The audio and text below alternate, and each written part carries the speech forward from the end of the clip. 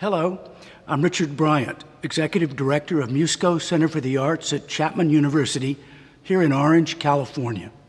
Welcome back to our At the Musco online series, where you can connect in real time with faculty, students, professional artists, and one another, all engaged in what we call the art of community. Our Ever a Dancer series puts long-lived and emerging dance practitioners in conversation about cultural equity, social justice, representation, and creative pursuits. In this evening's event, Musco Center and the Department of Dance at the College of Performing Arts are honored to welcome professional dancers, advocates, educators, and co-founders of Final Bow for Yellowface. These are Phil Chan and Georgina Pazcoguin. They'll be joined by Chapman University professors Brynn Shiovitz and Dr. Takaragawa. Our guests will have plenty to discuss, and we invite you to interact with us and each other in the chat features on YouTube and Facebook. We look forward to your questions and your comments. Now, here's to... Very excited. So first, I just want to do a simple check-in with both of you. Tell us where you're joining us from and how you're doing tonight. Georgina? I am joining from New York City. And I'm doing quite well, actually. Thanks for asking. Phil, how you doing? I'm great. I'm also in Brooklyn, New York. Doing good, staying healthy. What I like to hear. So let's just dive right in. Georgina, tell us more about your dance origin story. How you started, who were like some influential figures on your journey. And yeah, I would love to learn more. Oh gosh, well, I hail from Altoona, Pennsylvania, and I started dancing at the age of 4, and it became quite apparent to my my parents that this was something that was going to stick, and so they put me in a serious school for what was Altoona, Pennsylvania, and then they were very supportive parents. I have to say that I was quite lucky in that route. And how I came to New York City is that my father actually took me to an audition that happened in Pittsburgh, Pennsylvania for School of American Ballet. And it was from that moment where I got my first scholarship for the School of American Ballet. I came for the summer. I hated it. And it was such a departure from the small town that I was, I'd grown up in. I was away from siblings. I was one of 6 kids. And they had asked me to stay for the winter term, and I turned them down. And then like the next year they asked again, I turned them down again. And then the third year was when I finally was able, I wanted to say yes. And then my mother would also agree because I was at an age where I was going to be a senior in high school. And so that's kind of how I got to New York.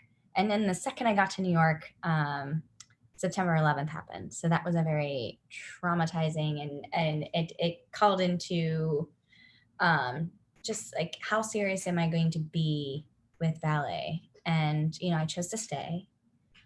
And that's where I kind of really committed myself to being a ballerina. And it was also the moment at which I realized that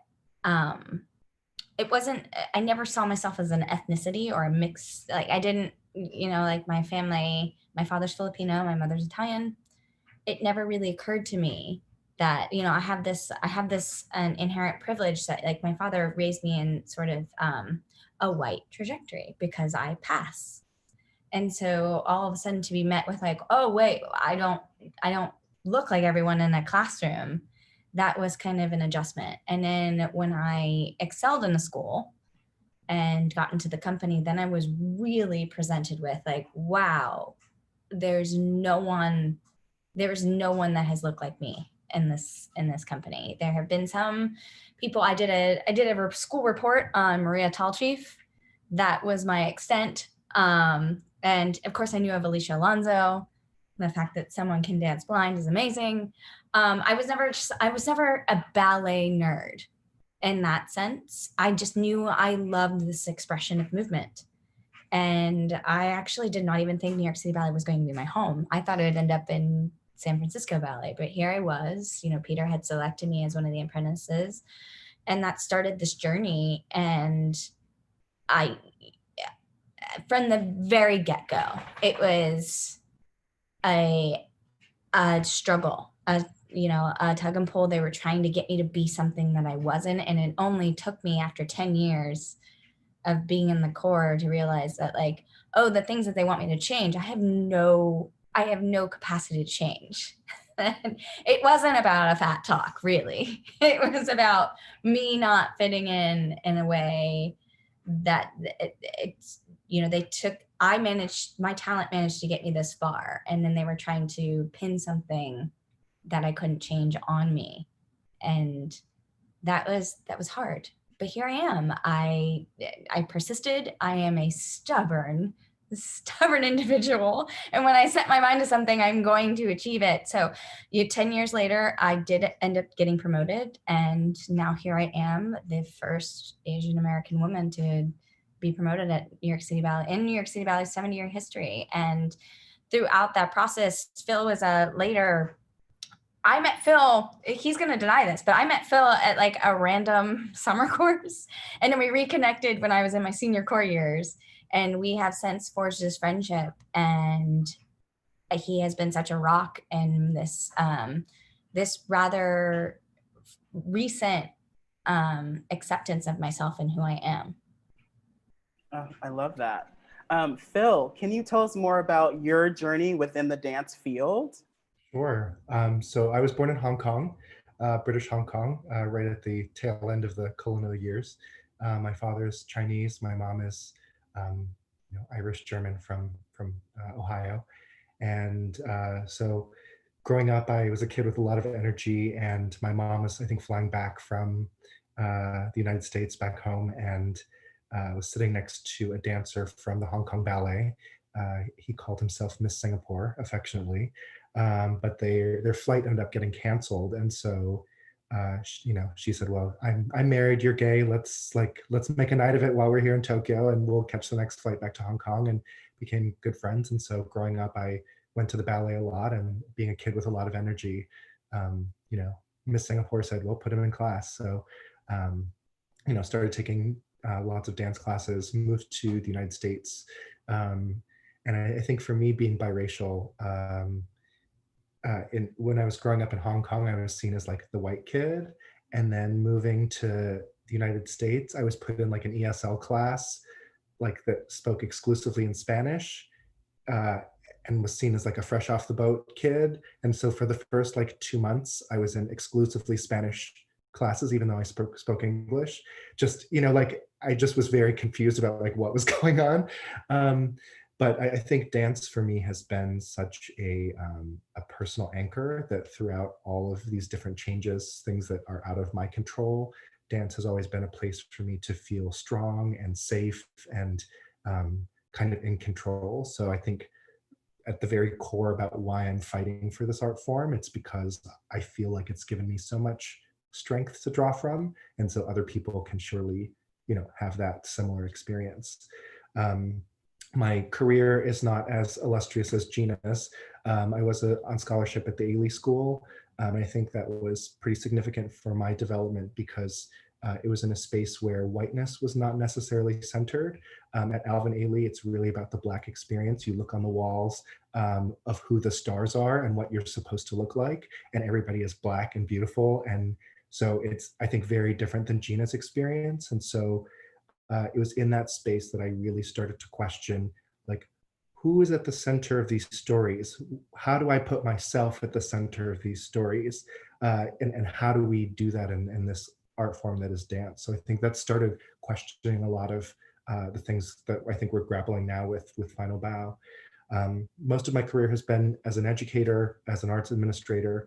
I've done a lot of work in the Asian advocacy space, and I think that's where bringing in Gina, it was through the Asian American Arts Alliance, where we were part of the J.D. Wong Award, which gives a prize out to an emerging Asian American choreographer every year. And it's, it's a substantial stipend and some mentoring and of course the recognition, but just sort of looking around, realizing that like, wow, this is it. Like there are not that many resources and opportunities in mainstream classical ballet, which is where Gina and I have our home, for Asian choreographers. I mean, most people can't name choreographers of Asian descent that have made work for major ballet companies, maybe one or two, but it's definitely something that we are lacking. So I think for us, it's like we see this long history of misrepresentation of Asian culture and no authentic Asian voices to actually take their place. So I think that is where the tension for us really started around Final Bow. Oh, I love that. Gina, you have the nickname of being the rogue ballerina. Can you give us more insight into that name and that title? Yeah. So the rogue ballerina actually came from I was doing a gig back home in Altoona, and I was with some friends, and they were ribbing me because I was making a big deal that the Paquita tutu that I wore, they wanted me to wear a black tutu, and I insisted that it had to be the red tutu because it wasn't going to work. So I have this. I am not very OCD when it comes to like meticulous home and anything, but when it comes to presenting myself as an artist, I am absolutely OCD. And so it started off as this like, like they were joking at me like Black Tutu. So Black Tutu became this like the rogue ballerina, and that people were just saying, I've heard so many times over the course of my career, like, when are you going to do Broadway? You should just go to Broadway. This isn't for you. Ballet's not for you. And I was like, but it is for me. Like ballet is something that I love and I am good at. I also have the dexterity to branch out into Broadway, which I have done. And I love that world. I cannot speak highly enough of the lessons that world has taught me. But I think it was just this, I was always told that like, I don't fit into this ballerina mold. I don't have the necessarily quintessential Balanchine ballerina body. I'm certainly not the blonde hair, blue eyed, Jane Doe that, was the favorite. And these were things that were spoken about in my classes at the School of American Ballet. It was like, it was understood that like for me to get in and for me to excel was like, this was always going to be a hard path. It was always going to be forging my own way because there was no path that had been made before. And what I can say from experience is that like New York City Ballet and who had they have chosen to promote in the past, it's who looked like the ballerina that they're taking over the roles. And that's like a very unspoken thing. But like, I don't look like anyone who's ever been there. And I also don't dance like anyone who's ever been there. I do have a very theatrical approach to my artistry. And what's been great is finally getting to the point where I was senior enough to, when new choreographers would come in, they would choose to work with me. And that's where I've created my own sort of rep. And it's only been in recent years that I've been managing to kind of break this glass ceiling, for lack of a better analogy, into, yes, I can do all these great, fun new roles, sharing creativity and being in collaboration with choreographers, but I also do fit in. I am a Balanchine ballerina. I have trained to do the technique. It's just reframing in people's mindset what they see in that role. It's like the classic, like, I feel like in the ballet world, this might be a niche comparison, but like there are tall girl roles or there are tall boy roles and small girl roles. And I've never really subscribed to that. Like, I think that there's an opportunity to change that up. That's not a way I don't think that's the greatest way to cast. I think there are some, like, I'm a small dancer, but I dance very, very big. And so I do a lot of tall girl roles. So I'm just a rule breaker in every sense of the words, hence rogue ballerina. I love that. Let's talk more about Final Bow for Yellowface. Phil, can you tell us about what sparked the idea to start this movement? Yeah, so shortly after Gina was joined this Jadine Wong Award, She was also a part of a diversity committee at New York City Ballet. And, through the process of that conversation, Peter Martins, who was the artistic director at the time, mentioned that the company had received thousands of letters over the years, people saying the Chinese dance doesn't make me comfortable. And he was sort of between a rock and a hard place. He had obviously this responsibility to keep Balanchine's tradition and legacy as is, not changing it, not tweaking with it, really sort of carrying it forward. Yet he couldn't ignore the rising pushback from his audience saying, hey, this is really no longer appropriate for today. And so how do we navigate that conversation?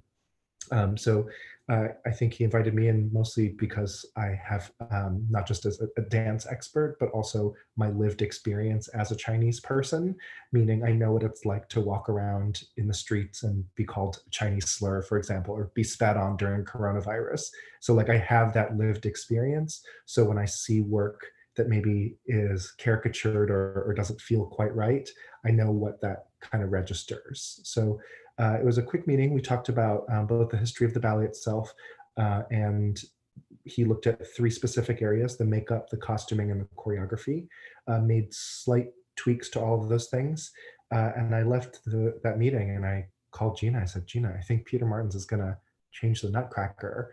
And so we thought, we're sort of at this precarious moment where we could either just say, well, this was like, bravo, New York City Ballet. That was like a nice little blip. Or we could use this opportunity to start a much broader conversation about addressing this issue as sort of an institutional or industry-wide best practice. How do we raise the bar of how we represent other cultures? And so the idea of the pledge came about because we really didn't want it to be kind of like a call out culture, but really trying to practice inclusive advocacy. So the pledge starts with saying, I love ballet. So it's coming from a place where we are insiders saying we need to fix this problem. We together need to fix this problem.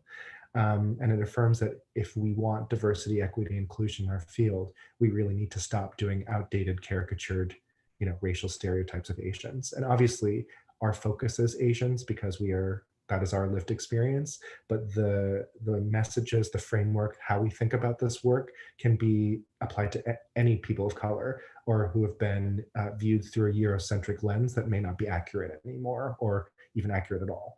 In that process, I think a lot of our success was how we approach this conversation. So for example, if I said, hey, Gina, the new ballet you made is racist, you're racist. Gina would probably say, well, no, because I lived in Japan for 5 years. I love Mexican food and my cousin's Black. I'm not racist. Therefore, shut down the conversation.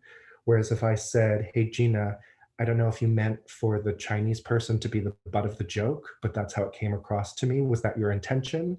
And she might say, oh, well, as an artist with integrity, that's not what I meant at all. So how do we shift this now to make it not come across that way? So it's in that space that we're able to have a constructive conversation without, Gina's defenses getting up. So I think that's been sort of our success. And really it was just realizing that both Gina and I had busy lives, busy schedules. We couldn't call every ballet company, every school in the country and say, hey, you need to do better with your Nutcracker. What we really needed to figure out was how do we create a larger tipping point? So we need to tip over just a couple dominoes to get the whole thing to, change. And so it really was grassroots at first, going to a couple of the artistic directors that we knew, that we had relationships with, that we knew were open to this conversation.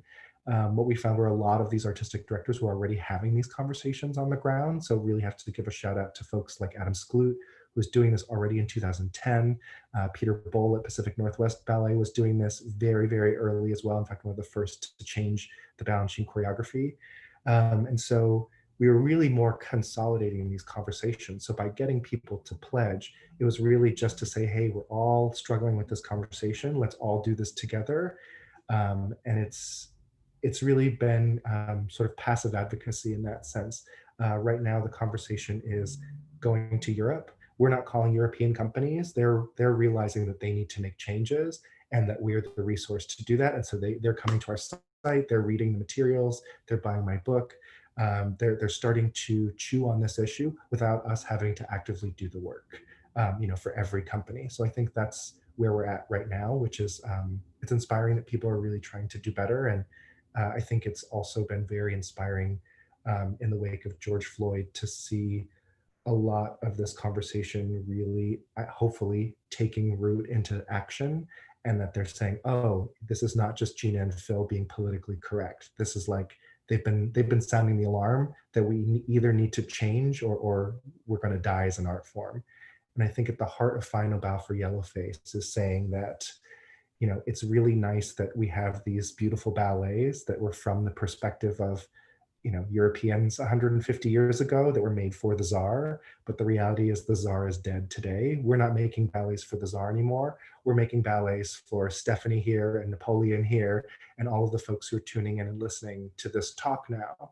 So how do we frame the way we look at people of color that is not through that lens, but it reflects who we are as a society today? And if we don't do that, then we become like a irrelevant, historic, quaint art form, like, going to like a Civil War reenactment. Like, if that's what ballet becomes, it doesn't become current or immediate or relevant or have any sort of like charged life force that I think is so important when you have a performing arts. So I guess if you're not comfortable with dealing with that kind of change, I would say go make a film or make a sculpture or take photographs, because those will last in that moment forever.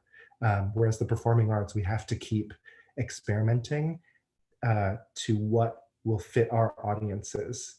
And that includes asking ourselves those tough questions about the classics, whether it's Turandot or Swan Lake, Le Bayadere, all of these classics. Who are we making them for? And what are we saying?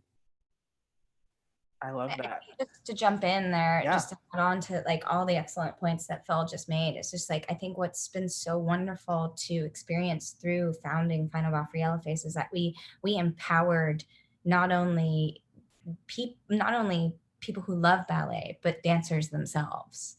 I think especially we did a reach out in our May, we did May Dancer Chats for Asian American Heritage Month. And it's the first time that I've been connected to some of my fellow colleagues around the States, and how wonderful that was. And these people who have otherwise didn't feel like they had the right to own themselves. And we have, we've had different experiences, people from a full Asian heritage to mixed, the more nuanced experience that is being mixed in America. So like, yeah. And so we're taking it and we're expanding it this season. We are streaming the Nutcracker. We've got a wonderful archival production, and we're kind of doing a mystery science theater take on it. And we are educating through the outdated portrayals of caricatures, but we're also doing it in a humorous way. I mean, like what Phil and I is like, we love to laugh. We love to inspire each other. We love to be creative, and we don't want this sort of work to be boring. It's not boring. But we want it to be accessible for adults, for young adults. I can't say that this is for children, what we're going to make this mystery Nutcracker theater, but we want it to be exciting and engaging and what people passionate about. We want to share our passion, and this is clearly what Phil and I yes, I love to dance, but this is something that also in this time where I'm not able to be on a stage, that fuels me, that helps me get up every morning. I love that. The two of you are so inspiring. And I want to say to the students and folks that are out there that are feeling, these feelings and you can't put it to words. This is how you start a movement from the grassroots, and putting the call out there and making community. And I think this is a really amazing example, you two, and I'm just so inspired. To continue the conversation and add in a little more historical context, we're going to bring in Dr. Stephanie Takaragawa and Dr. Brynn Shiovitz. Welcome to you both. Thank you for joining us tonight. Hi, thank you for having us. Thank you. Stephanie, where are you joining us from tonight? I am in Orange, California. Wonderful. Brynn, where are you joining us from? and I'm in Los Angeles, California. Very nice. Brynn, can you give us a little bit more of your background and connection to dance and history? Sure. So I am a dance theorist, dance historian, lover of dance and dancer. Specifically, I write about, all kinds of racial representation on the dance stage and also on sort of the Hollywood dance stage, dance for camera. Specifically, blackface is sort of my kind of niche research, but I do think there's a lot of crossover between all forms of racial caricature, whether it's red face, American Indian caricature, or yellow face, or blackface, or whiteface even. And I'm just really interested specifically in forms of racial caricature that aren't necessarily visible, especially when on a dance stage. So that could be the sonic or other kind of immaterial forms of caricature that take place. Lovely. Stephanie, can you tell us more about your area of expertise?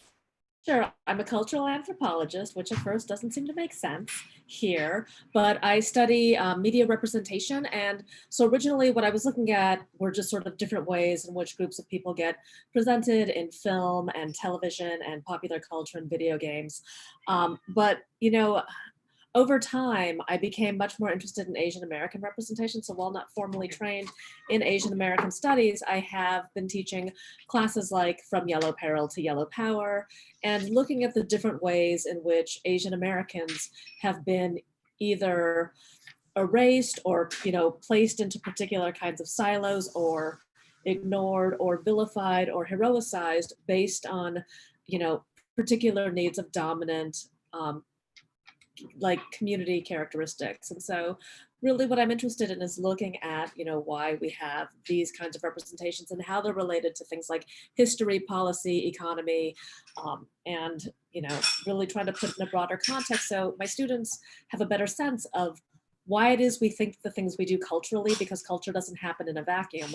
And in a lot of cases, it's not necessarily just media, although we tend to think that media is what is generating these perceptions, but how it is that like policy or culture and all of these things really have an impact on driving media and how that sort of cultural circle of production works. It's all connected. I would love to learn more about the historic origins of the practice of Yellowface and ballet. Phil, can you give us some more information on things that you've discovered?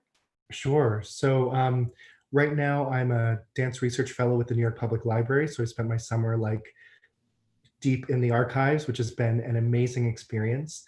So really what I'm looking at is sort of the representations of Asianness on the ballet stage. And we see the earliest representation, like in the courts of Versailles. They used to dress up in these extravagant costumes, like the whole court would dress up as India, for example, and they'd all, get drunk and run around in turbans and stuff and like have a good old time. But the first full dance work that is separate from opera, and you have to remember that opera and ballet were sort of twisting through time together during this period. Also worth noting that ballet and opera was the pop culture at the time.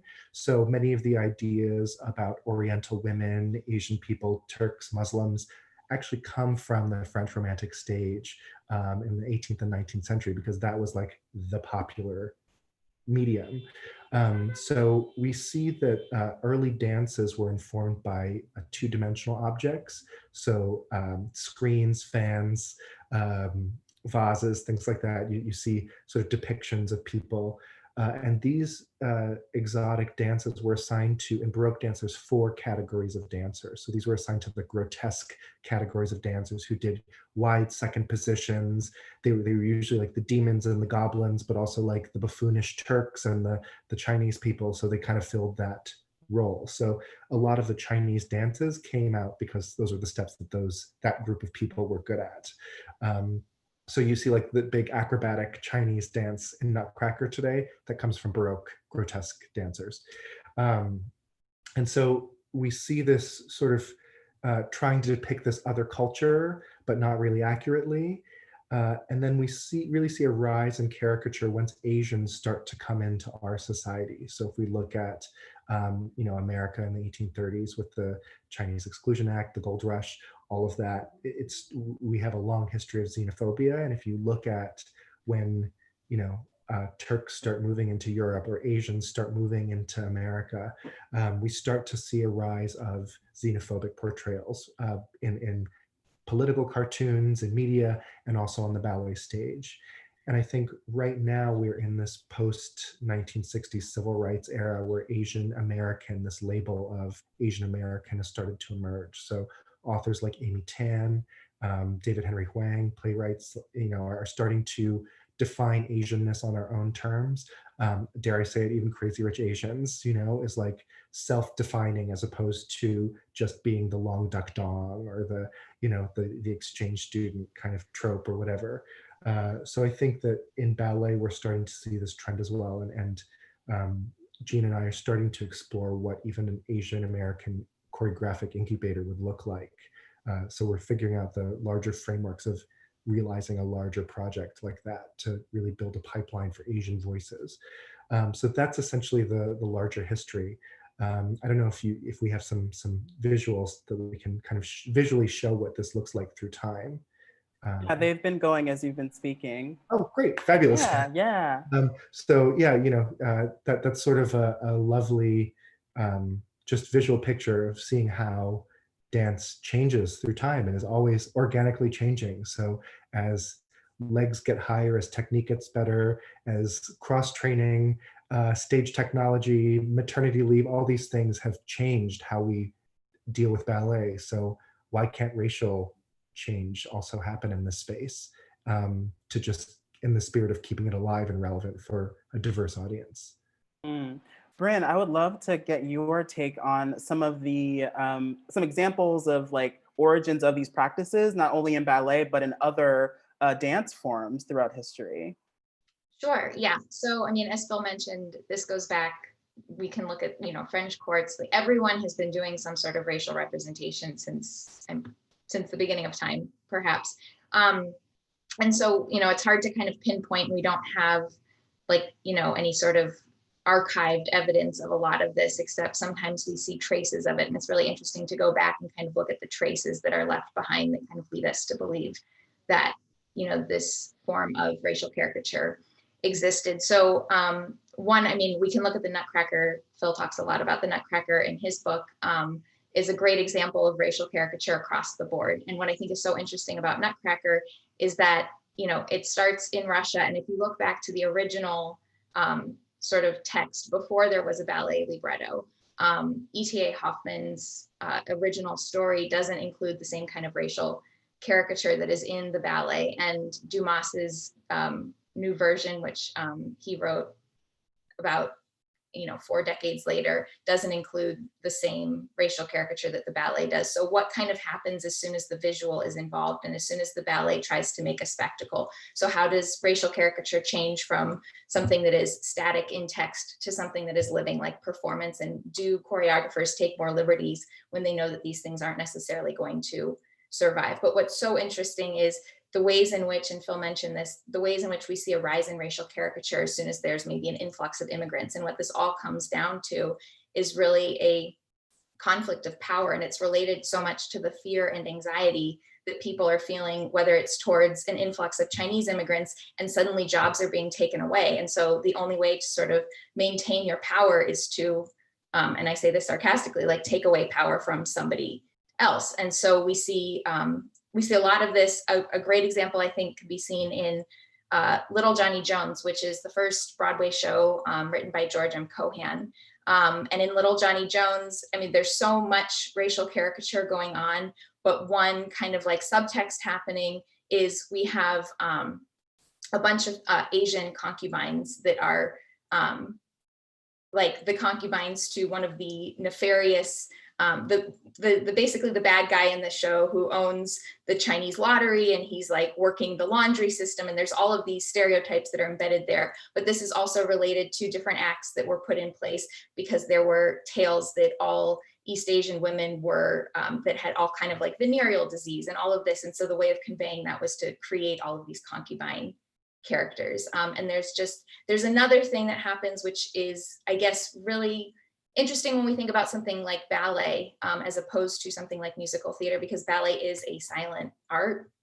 And there's this subtext of muteness that goes on with regards to Yellowface and making sort of the Asian character mute and taking away power that way. And so in ballet, that's kind of already a given. We don't have any sort of dialogue there. So we're actually thinking about like the music and ways in which music can represent Yellowface in addition to the costume and the choreography and the makeup. So there's a whole history of this, and it's tied to so many different aspects. Stephanie, could you inform us more about the Yellow Scare and these types of practices, especially in the US?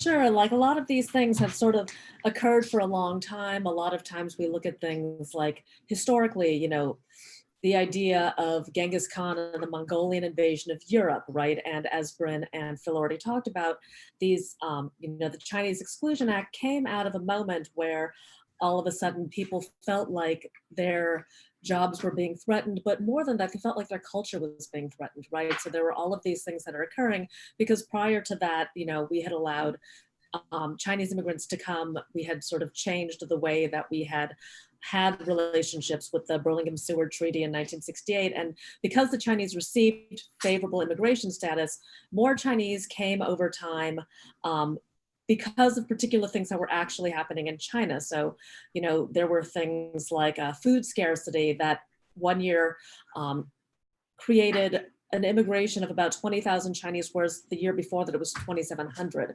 And so all of a sudden, the ways in which people are sort of perceiving what's happening does become, part of this yellow scare, yellow peril kind of reaction, I guess. And also, there is this idea that Asians and Asian Americans are sort of perpetually foreign, right? We have this idea that they are unassimilable, and it comes out of the yellow peril. It is part of the reason that, during World War II, Japanese Americans were interned. It was an entirely sort of race-based kind of, issue, and Executive Order 9066 showed that which was the executive order of the Japanese American internment, that race could be conflated with ideas of nationalism or, identity. And even though there were particular kinds of events that contested that, like Korematsu versus United States, as a Supreme Court decision made it very clear that actually race-based discrimination could be made legal. And so a lot of these things occurred, and it's not sort of surprising that it worked its way into the media. And so you have these images of, this sort of yellow Asian, very sort of overly stereotypic depictions of, caricatures of what an Asian race looks like. And it is based almost entirely on these sort of nefarious ideas that, were developed into media caricatures like Fu Manchu much later. And so I think a lot of this comes out of, political issues, economic issues, but just a fear of something that seems and is able to be cast very different, right? This idea that the Orient is in, opposition to the Occident, and that the way in which you reinforce what the sort of Occidental cultural category is by defining it against all that it is not. And so you put all those negative stereotypes onto the East. And that is why you have this sort of, diametric opposition between the Orient and the Occident. And I think that has perpetuated a lot of these images because it preserves European or preserves white identity, and it preserves these things in very specific ways. Because unfortunately, one of the things about culture and community, for all that we talk about how great, culture and communities are, you need an outsider in order to make your insiders meaningful. And I think that's in a lot of ways what happened on a grand scale. Georgina, I would love to hear about your experiences as a performer and maybe possibly in your past being asked to perpetuate these types of stereotypes in costume, in dancing to specific styles of music, doing makeup in specific ways. Did you ever experience those types of things? Oh, yes. The very first experience I had, Phil's laughing, which makes me laugh automatically. I danced the Chinese divertissement, and it's interesting. This happened where I was not freshly picked from the school. I had been in the corps for a number of years, maybe like 2 or 3. The way it's billed on a program is that it's a featured role. So to be in Chinese, you're on principal casting is kind of exciting as like a 19, 20-year-old. Nowhere in that, but then like we all knew that we're using fingers, we're bobbing our heads. The entrance in particular to the ballet and second act, everyone comes out and runs and does a ballet bow, but the Chinese divertisement comes out and already is in this caricature. And so, it's the one time where I myself have been guilty of doing Yellowface. I had to accentuate my already Asian features, the already almond eyes that I have, like, and then put on a geisha wig on top of that. And sort of and it always bothered me that, like no one sees the dancer get into the box that we roll. Like in City Ballet's production, the tea comes out of a box. Novel idea. Yes, tea comes out of a box. But like they took it and made it literal. So it's generally a shorter man who is stuffed into a box. And it's super technical. It requires so much technical prowess. It's a very hard 30-second dance for the man.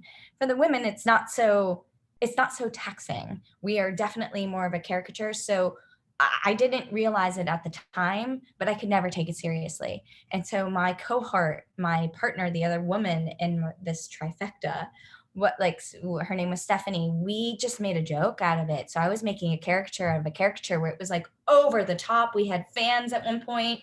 We made it so no one could take it seriously, that it was obviously we were making fun of this because it was so disrespectful, but I did not realize that came from a place of me feeling uncomfortable. And there was no outlet for me. That's not that, like, nowhere in the hierarchy of ballet does, a second-year core girl have the wherewithal or the power in which to be like, I have a problem. I'm feeling uncomfortable. You're making me change my race on stage. Like, I didn't have that outlet. So yeah, and it went to the point where the ballet mistress, who's now called a repertoire, we're changing people. The ballet repertoire came back and said, I'm really happy you guys are having a ball, but no one's watching the principal dancer anymore, who's in full on Fu Manchu rice paddy hat doing split jumps. So like that must have been some sort of spectacle to see that. The other kind of sad thing that happened is that the other instance that I had is we were creating a ballet. It was called Ocean's Kingdom, and it was a partnership between Paul McCartney and Peter Martins. And that was a situation in which I played the evil character, surprise. It's known that I play these strong parts. And so like I had a very extreme makeup. I played this sort of female version of this Ursula character, if you will, making a comparison to Little Mermaid. And so I had these like blacked out eyes. And the saddest thing is like after one of the dress rehearsals, Peter came up and he was like, I need you to make your makeup less oriental. And at that point, like I had been in the corps I was still in the corps, I was doing this lead role, and I was so angry because it's such a disrespectful turn. I was like, I'm neither a rug nor a spice. And you do realize, sir, that I'm Asian. Like that you're asking me to change something. And what was so poignant after that is that every single person on Stella McCartney's team, it was like a father-daughter duo. She was doing the costuming and the makeup. Every single person on that team gave me a personal apology because they heard it.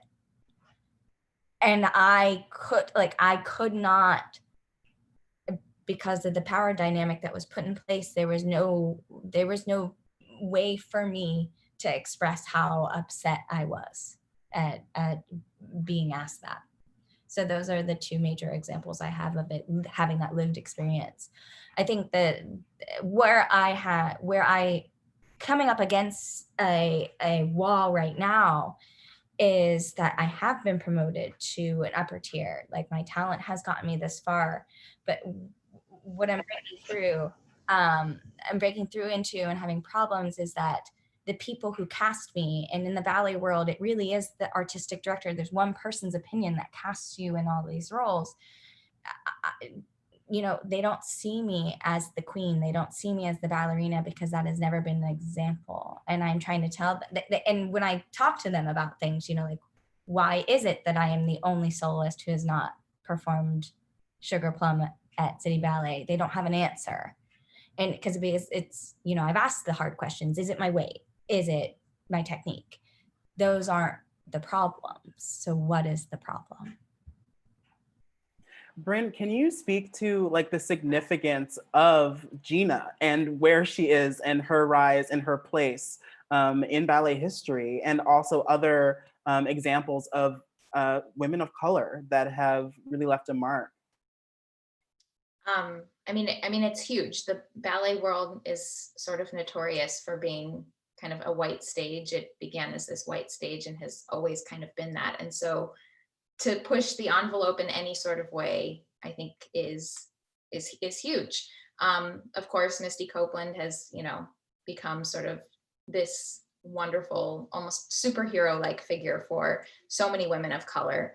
And there is so little Asian American representation on the ballet stage. Still, there's more, I think, Asian representation when we have dancers from other countries that come, but there's just so little Asian American representation. And I think that's just such a milestone, really, especially with a company like New York City Ballet, which does, it's such a representation of our country in terms of, being like the big ballet company next to ABT and maybe on the West Coast, San Francisco Ballet.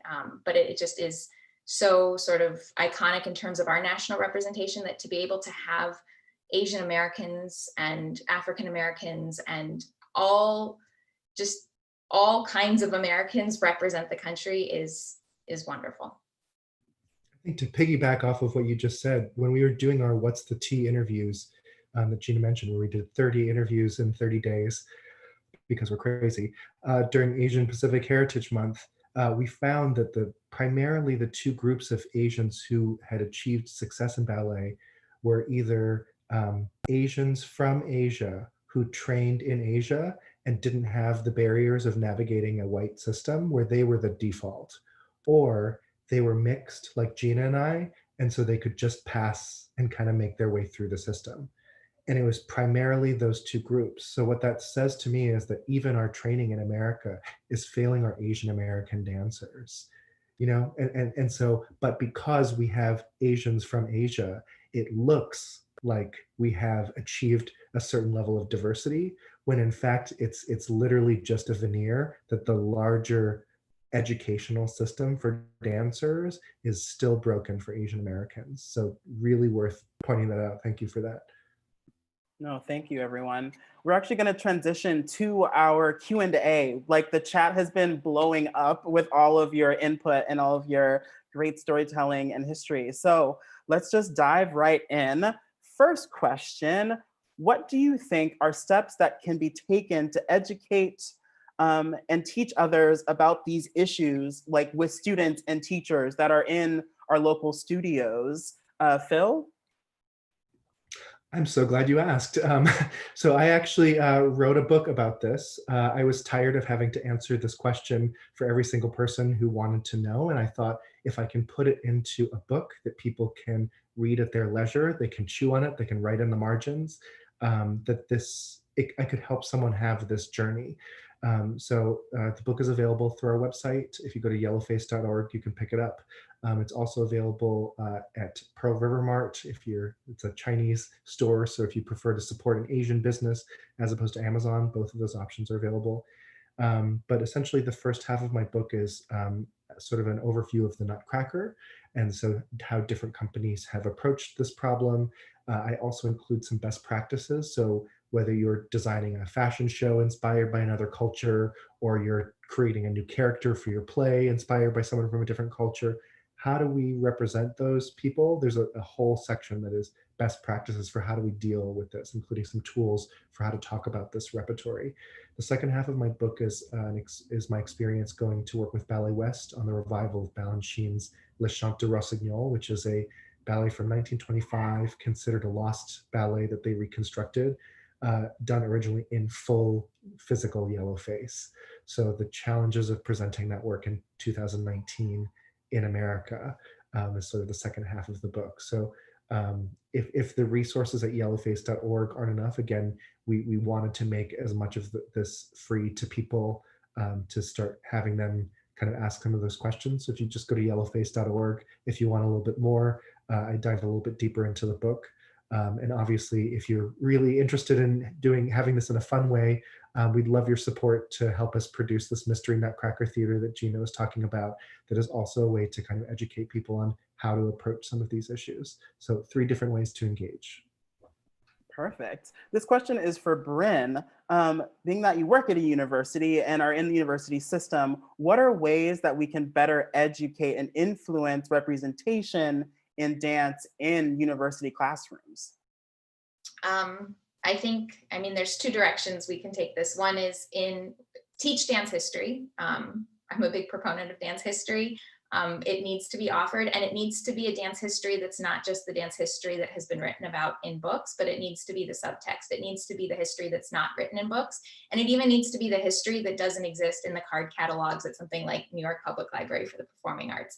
We need to dig deeper as instructors and find the people that aren't being spoken about, and really try and teach a diverse dance history, because there is a diverse dance history. It's just that we only learn about the same, handful of white women who pioneered certain types of dance. So I think that's one thing. And on that note, like not just ballet and modern dance, but all the other dance forms that are unique to this country and other countries. In the dance classroom, I think that there is a way to incorporate the history that goes along with the dance, because no dance comes from nothing. There's always some sort of representation going on, and the Nutcracker is a good concrete example. I'd say most people who go to dance studios growing up, when they're little kids until they're 18, they do some version of the Nutcracker. So you can start before you get to college. There needs to be a history taught about the Nutcracker and why, questioning why we're doing certain things. Showing videos and then having a conversation about it. This is a historical Nutcracker, and we're learning the historical version because there was a time when this is the way people thought, and we don't think like that anymore, but we need to kind of look at all sides of that story. Are there any resources that you can share right now off the top of your head? We're getting a lot of questions of like, I work with kids, I want to do this work and incorporate it into my studio practice. Where do I go? How do I find resources other than Phil's amazing book?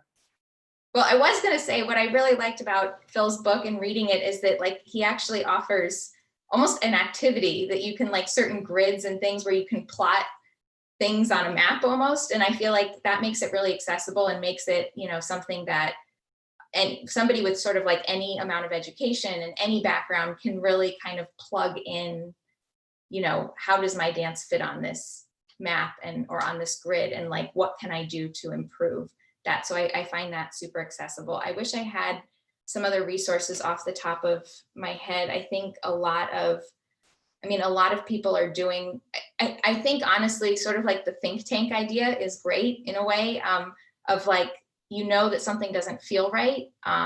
So talk about it with other people, and maybe even post something on social media of hey, I want to stage this, but something doesn't feel right about this. Can we have a conversation? So honestly, I think just having a conversation with other people who have different experiences than you is probably one of the easiest and most difficult, but most accessible to everyone way to go about it.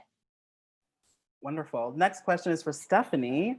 Why do you think these racial caricatures have lived on and been allowed to exist and be perpetuated in media and in all these arts industries for so long? I mean, it's an interesting question, right? And we've had all of these discussions about things like Oscar So White and the success of Crazy Rich Asians, which, is really interesting because Phil had brought up that book before, and it seems like not like the ideal vehicle for Asian Americans. But Kevin Kwan actually was very strategic in how he licensed that and optioned that for film, because he, you know, I remember reading somewhere that people had who were thinking about optioning the film said things to him like, "Oh, I wish there was you know, more white characters, or could you change the romantic interest to a white woman in the film?" And he, you know, refused to do that and optioned the film, I believe, for $1 so that he could retain control and that it could be an Asian American cast. And I think this is part of the issue that goes back to sort of the history of Yellowface in media. Some of that we can say is the result of like the Hayes Act, which did not allow there to be interracial romance, which, you know, actually prevented them from having Asian and non-Asian characters. They could have just went with all Asian American actors, but they didn't, because if they had one Caucasian actor, then they had to have all Caucasian actors. It seems super problematic, but it's interesting because one of the early sex symbols in media was Sessue Hayakawa, a silent film star who was Japanese. So we have a precedent for actually having Asian Americans in films, and he continued to get these kinds of stereotypic roles. So what he did was form his own production company. And I think that's what's getting us away from that. I do believe that we continue to have these representational characters like Long Duck Dong, because people find them to be accessible and funny, and Asians have tended to be either comic relief, or you have these like sort of stereotypic kinds of dragon women. I think this is part, again, of a persisting idea of perpetual foreigners and yellow perils and Mickey Rooney and Breakfast at Tiffany's, that has sort of continued to, you know, recreate what people believe Asians and Asian Americans look like in the contemporary media. But I think, you know, part of that is a laziness of media producers. And so I think looking at more homegrown kinds of films and television shows are changing that. Thank you, Stephanie. Next question is for Gina and Phil. You spoke about the effects of the Final Bell for Yellowface campaign rippling through the dance community. Can you speak to how the effect has been felt more so with general audiences and patrons of the arts, and not just on, you know, internally within the company setting? Yeah, boy, that's, I think, hard to gauge. I think we have been met with both a lot of pushback, especially, I think it's a generational issue. A lot of people who are of an older generation really disagree with the work we're doing. It's gotten even somewhat nasty in the past. And this is both from administrators and from donors. We've also had, you know, just the most beautiful outpouring of support from Asian Americans who have said, this has always bothered me. And I like this finally put into words my discomfort and gave me a way to talk about this. Everyone from, you know, ballet moms out there who are trying to protect their Asian American children and not able to have this conversation in a productive way with their studios, and just kind of being frustrated with that, to the Asian students themselves who are trying to figure out how to have this conversation with their teachers in a very brave way. So I think those stories have been the most inspiring for Gina and I, to really feel the impact. So I think that's what, you know, in the face of haters, you know, we try to remember those stories and those impacts as well. Yeah, I think for me, it's not so much the audience reaction, although that's very empowering. I think what touches my heart is when we get a ping from, you know, a student, an aspiring ballerina or dancer who, you know, there was one little girl that said, like, I didn't think School of American Ballet would cherish my heritage, quote unquote. And that just, it gets you in the heart. And she's like, thank you. And I'm gonna cry. I don't know why I'm so emotional. Like, thank you both for doing this, because this is, and she had gumption. She's like, I am a Balanchine ballerina and I want to go train here because I want this. And so you have paved the way for me to do this. So I am so grateful and so thankful. And I think that's where really hits, because like I'm still in it. I'm still trying to break glass ceilings as we're doing this. And I feel sometimes like we're not making any headway. The change is slow, and the change probably most likely won't happen within my career, and it'd be great if it did, but I don't know if that's going to happen. But the fact that like I can be a North Star for someone who's just starting out when I had no North Star, that's something. I mean, you asked me before, like, who were the people that inspired me? It was like people like Michael Jackson. I was like being inspired by MTV. Like, I didn't have anyone that was like, oh my God, I look like them. Like it didn't. So that means so much to me. Our final question of the day is just a general question to Phil and Georgina about who are some of the other companies that have signed on to make these shifts to modernize and change the conversation around the Nutcracker and other productions? Yeah, so if you go to yellowface.org, you'll actually see it's a pretty full list of all of the artistic directors around the world now who have signed. The pledge is by no means like a commitment to be perfect. A lot of these companies still probably do problematic nutcrackers, but it signals a willingness to be open to having this conversation, an acknowledgement that this is a conversation that must be had. We've often been the conduit of an audience member will come to us and say, well, I live in so-and-so place, and I saw my local company sign the Yellowface pledge, but they're doing X, Y, and Z. And I always send it back to them and say, if you can write to me in a constructive way how to address this, I'm more than happy to pass it along to this company and to be able to facilitate that dialogue. And I've really heard folks on the ballet company side really listen when they get those notes. Also, there's like incredible articulate advocates out there. So like it's we don't have to do all of the work. And so my advice to sort of any people out there, if you see something, say something. Again, like Gina and I, we were able to do this with no resources. It's like, it's still two people on a website, like it's, and like, we're not the most famous people, ballerinas with the most followers, but like, we're still able to make this happen. So I think if you see something that isn't right, that you feel passionate about fixing, I think that you can make a difference if you just work smart instead of work hard. But yeah, I think that's been the biggest takeaway lesson for me. Gina, any takeaways from this huge project you've been chipping away at? It's the takeaways. The takeaways are many in that I feel, especially now, I have never felt more supported by my colleagues at the New York City Ballet than in this moment. I think there's been such a reckoning, and people are waking up, and occasionally I will get a call out or someone will be doing a talk and they'll be like, Georgina's been talking about this for a long time.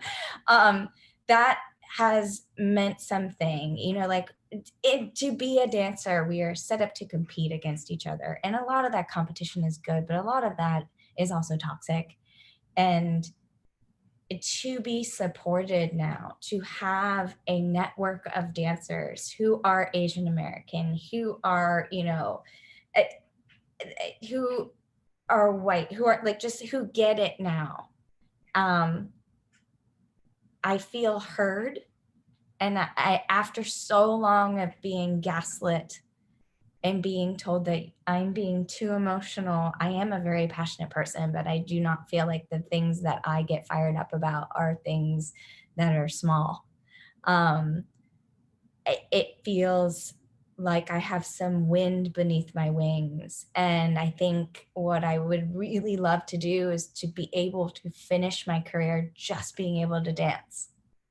And yes, I'm not giving up on kind of off Yellowface, but like, it would be wonderful for me to not have to live, breathe, think this with Phil in every waking moment that I'm not training right behind me. Like, cause that is also a struggle right now. And to be able to have some of my colleagues and a group of people doing some of the work too, is just so wonderfully supportive. I think that is the perfect way to end the conversation because we are at time. Thank you all so much. Georgina, Phil, Stephanie, and Brynn. Thank you, thank you, thank you so much for being here with us tonight. The Musco Center Creative Fund makes At the Musco Online programs like this one possible, while also helping to fund the presentation of world-class artists, ensembles, and speakers on our stages in the hopefully near future. Please consider donating at muscocenter.org. Please take a moment to tell us about your experience in the chat. We would love to hear your feedback. On behalf of Musco Center for the Arts, the Department of Dance at the College of Performing Arts, and Chapman University, thank you for joining us at the Musco. We hope to see you soon. Have a great night, and remember, you are ever a dancer. Good night.